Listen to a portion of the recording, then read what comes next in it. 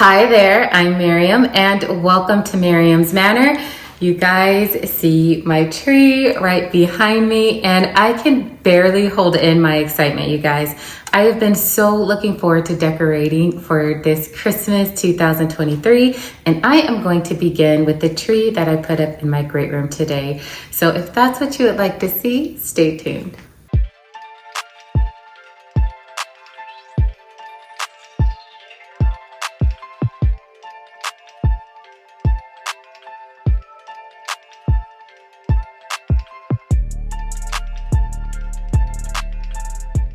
All right, so before I get started with decorating, I want to give you a before look of this tree. She is 9 feet tall, full of flocked glory, and I absolutely love her. One of the things that I love most about her is she has got these big gaping holes in her that I intentionally leave a little bit wider by not like spreading out each branch wide where the natural gap is, so that I can stuff big, beautiful things in there, because I love filling up my tree with lots of large items. There's another big hole right there, and I've got some really good size stuff this year to dress her up with. Also, I want to give you a quick rundown of what I'll be working with. I am going to make this super quick because I already did post another video of this. I've got some 10-inch balls here. I have a few silver ones here that I have owned for a few years. I have my ribbon, and these are the beautiful flowers I'm going to be using as my tree topper. Look at them. They are already all glammed out. I absolutely love them. I have these snowflakes that I picked up from the decorator's warehouse this year. They are about 14 to 16 inches wide. They are big and beautiful. I have some white pine cone picks, some white fluffy sprays there, and then a few more variety of white fillers that I'm not quite sure which one of these I'm going to be using as my tree topper yet, but I'm going to play with it and figure it out. I also have these flowers. Now, I have already fluffed and spread out each flower exactly the way I want it. That's why I put them in this vase here, so that all I have to do is grab them and pop them in.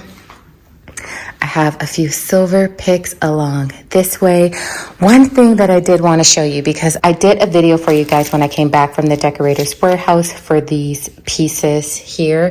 They were $8.99 a piece, and they are glorious. They truly are glorious. I love these things. The leaves are nice and big. However, I did find a little bit smaller alternative for a much cheaper price. So the leaf on this is probably about 6 inches shorter on this one, and the leaves themselves are a lot smaller than these leaves here. However, this was a much more affordable option. I picked them up from Amazon. They came in this box here in a set of 6.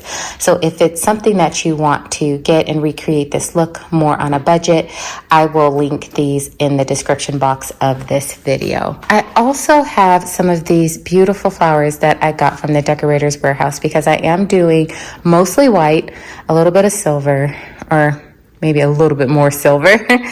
I'm doing mostly white, silver, and grays in this tree, along with my glass crystal ornaments. All right, so these are the florals that I have decided to go with for my topper. This spray is going to go on first. It is wide. This is about 20 inches wide, which is why I'm using it, and it's very thick. I have 2 of them, so they are going to create a nice thick backdrop for these magnolia leaves to rest in front of, and I have 3 of those. And then I am going to add a few of these seed heads at the top, just for a more dainty, flimsy piece. You can see this naturally arches, and then I'll bend it even a little bit more from there. And these are the florals that I'm going to use. I decided to switch it out and not just go with the 2 of these, but this one is so much larger. I wanted to make a statement with it.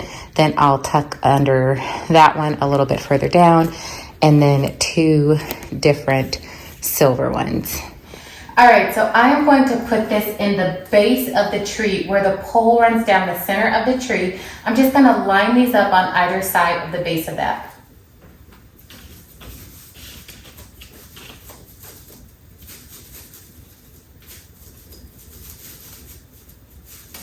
If you want to make it a little bit more secure, you could grab 2 of the branches and twist them around so that they stay firmly in place.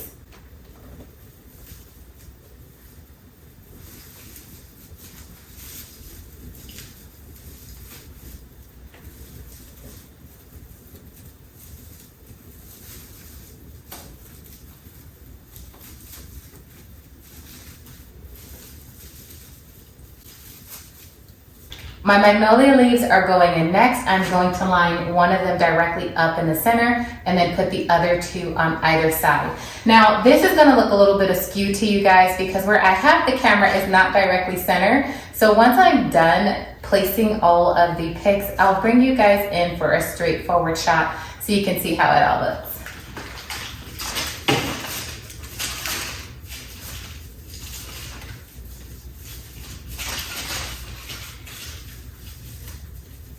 This one I curved kind of slightly to the right, and all I did was bent the branch up here so that it gives the spray off to this side a little bit direction and movement off to the right.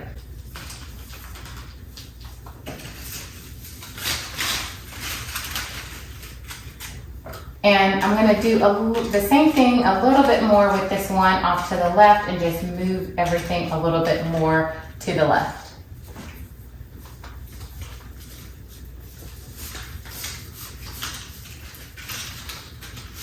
So now I'm going in with all of my flowers. I'm going to place my largest one first and then work down in size from there.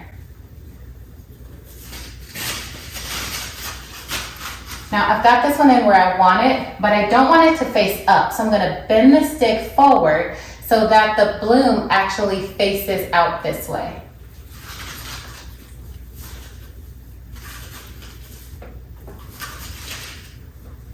Perfect. And same thing with this one. I'm just bending it like that after I put it in, but you could do it before or after. I usually just like to twist it after I get it in. That way I set it perfectly in place.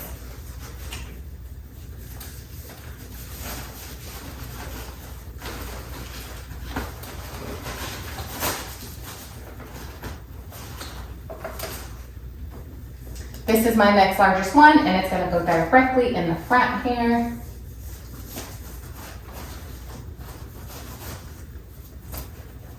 Okay, and the smaller one, I'm gonna tuck right in there.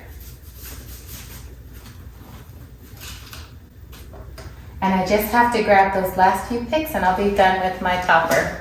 Now, the reason I wanted to place these last is because these are more flimsy. The rest of everything I have up here is more firm and sturdy. So everything else that I have up here is gonna hold these things firmly in place. Plus, they're just so dainty, and I like to place my dainty things last.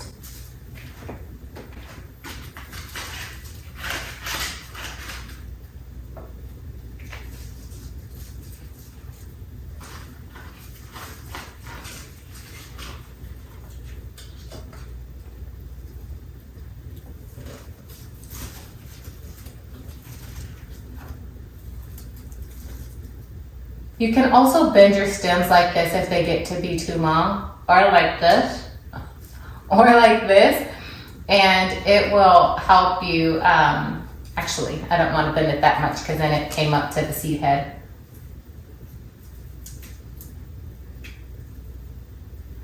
That way they won't come through the other end.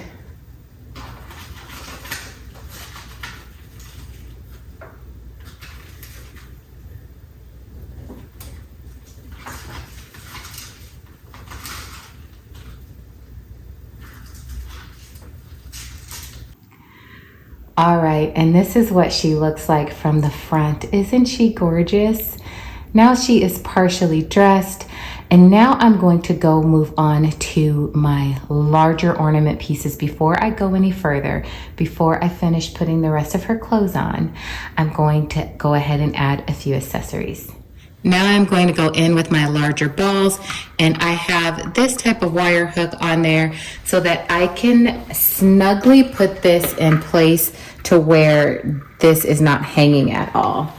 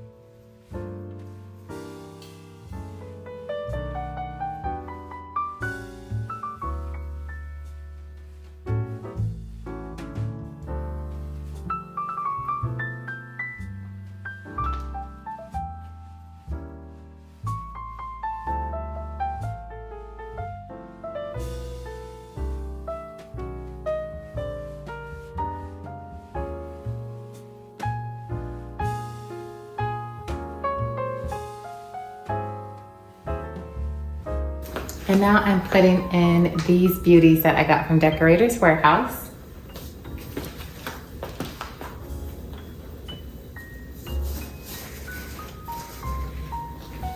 And next, these ones that I got from Decorators Warehouse.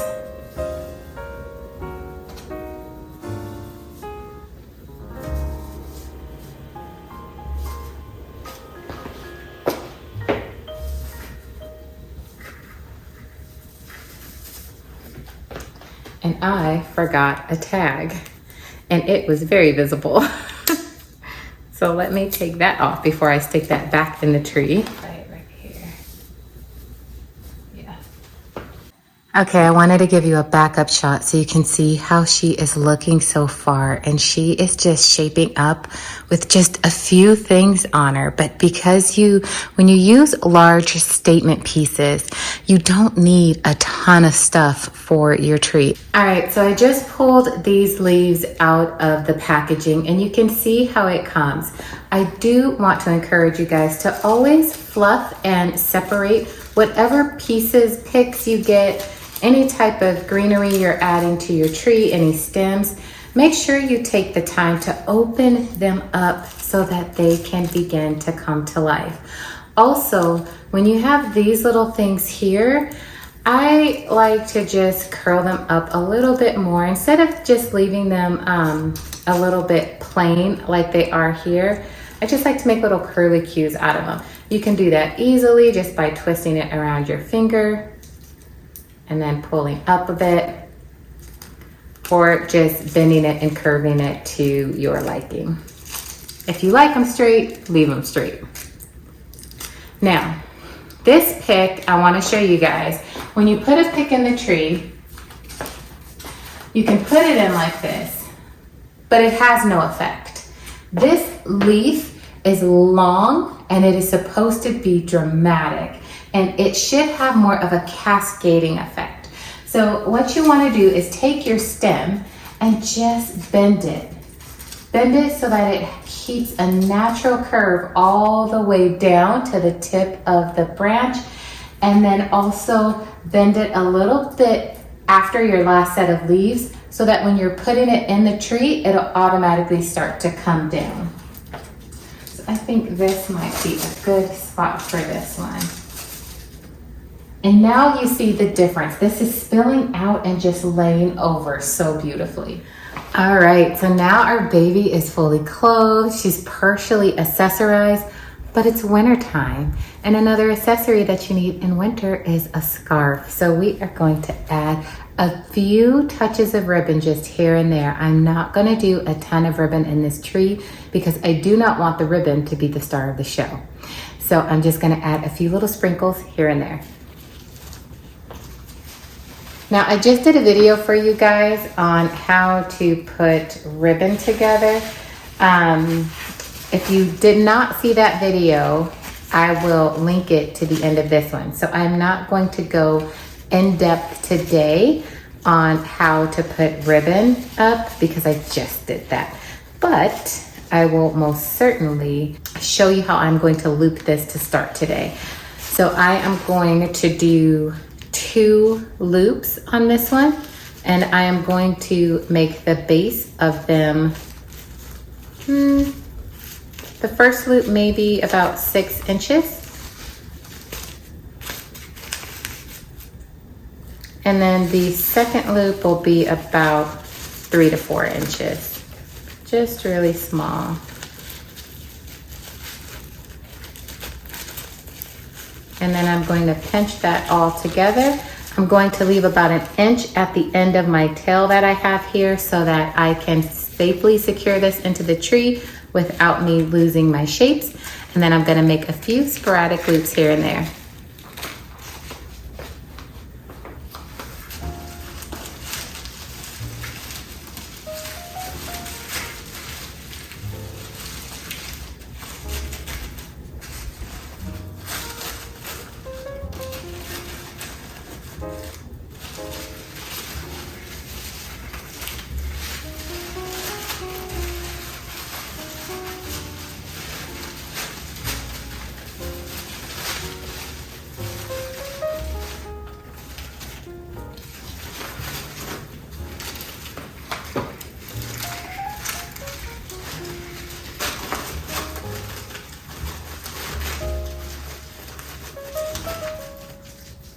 So now it's time to add her jewelry. Time for rings.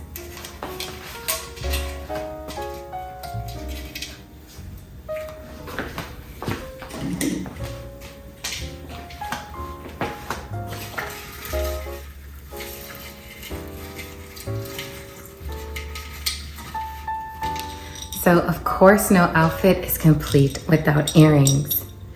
And of course, we need several pairs to try on.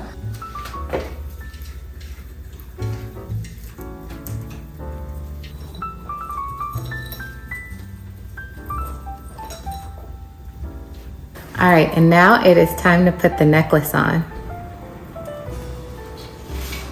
All right, you guys, we are almost done, but what is she missing? Her very last thing. She needs her shoes. I'm gonna put this collar under the tree. All right, you guys, so I have added everything to her, and I am actually going to sit with this tree for a couple of days to make sure that I like it. Usually I do add a few things or make a few changes after I spend 1 to 2 days just looking at the tree from all angles. So I am going to be back in another day or two to give you an up close look of this tree. But right now, you guys, look at me. I am just as messy as my table that I have left full of all of the extra decorations left. So I'm going to go get myself cleaned up and clean up my house and then show you guys a look of the completed tree. All right, guys, so I have sat with my tree for a couple of days, and although I really love it, I did make a few changes. The biggest changes that I made were these pine cone picks. These two that were over here on either end, that one there and that one, were both angled up. And everything about this tree was swooping down in a very graceful appearance. And so I just went ahead and bent those 3 that I had sticking up and bent them downward so that the tree can still keep its uniform look. Now, one of the other things that I also did was these little crystal jewels that I had put together.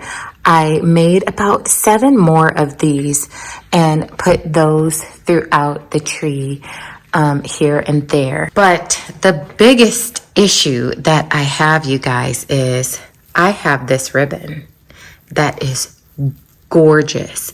It comes in a roll like this and it's stretchable. You can pull it open to your desired width. This came the day after I put the tree together. I completely forgot that I had ordered it, and it took so long to arrive that I completely forgot. So what I'm going to do today is the areas that I have this ribbon in, I'm going to remove it because I have to add this. This is far too fabulous not to add. And I hate that, honestly, looking at it and seeing it in person is better than what I had even saw online. And I hate that I'm not able to add more of this because I didn't do a ton of ribbon in this tree, but it's okay. It'll make a beautiful statement in the 3 to 4 places where it currently is at. All right, so I'm still going to do my 2 loops to start. So I'm just going to fold this in, pinch it right there. And then I'm going to fold it again in front for the second loop. That's going to be a little bit shorter, and pinch this all like this. Again, leaving a little bit of a tail so when I put it in the tree, it will have something to grab onto. So I'm going to use my 2 branches again and nestle that right in there and tie it off. Then I'm going to come back through and fluff my loops. And oh, look at how good that looks already. Oh my gosh, this net mesh is completely setting off the entire look. Now, I did not stretch the bottom of this, and that's okay. It can be stretched after I loop it. So now I'm just going to begin making my loops going downward again.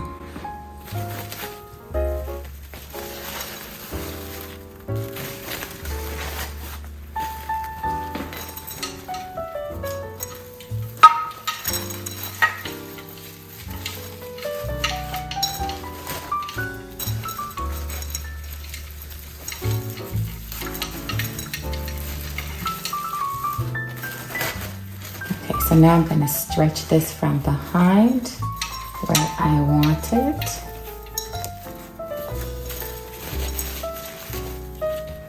And pull the top one a little bit more tight.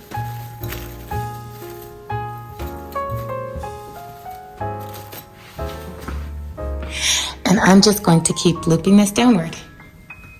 All right, I finished my loops all the way down, and I also did put my flower back in place there. Now, just to give you a side-by-side comparison of how this looks. This was the original ribbon, and then this is with the mesh. And you can just see how much the mesh is popping. This is still really nice and cute.